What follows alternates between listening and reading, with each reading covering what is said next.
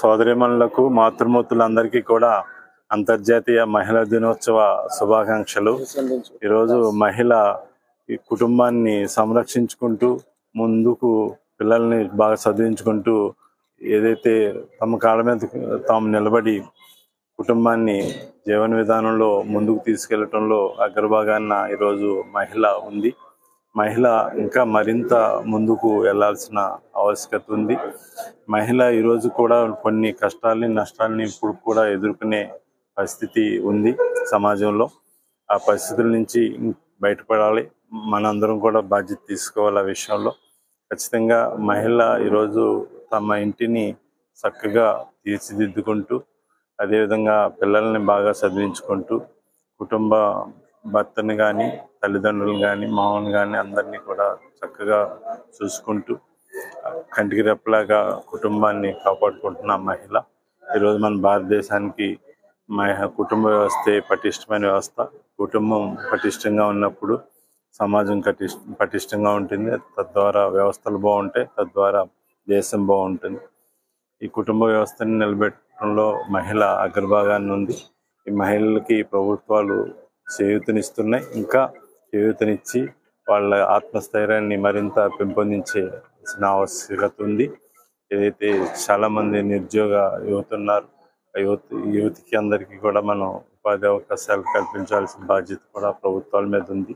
అలాగే చదివించడంలో పాటు ఎడ్యుకేషన్తో పాటు టెక్నికల్ ఎడ్యుకేషన్ కానీ ఈ ట్రైనింగ్ కానీ ఇవి కూడా ఆవశ్యకత ఉంది. ఈరోజు మన ఉండి నియోజకవర్గంలో సోదరీమణులందరూ కూడా బాగుండాలని ఆకాంక్షిస్తున్నా.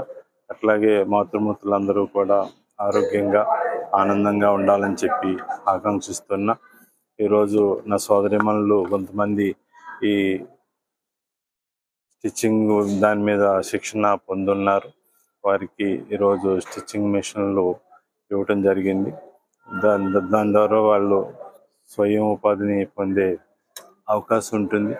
నేను చాలామంది గృహిణులను చూసినప్పుడు వాళ్ళు కుటుంబంలో కొన్ని ఇబ్బందుల్ని ఒడిదుడుకుల్ని ఎదుర్కొంటున్నారు.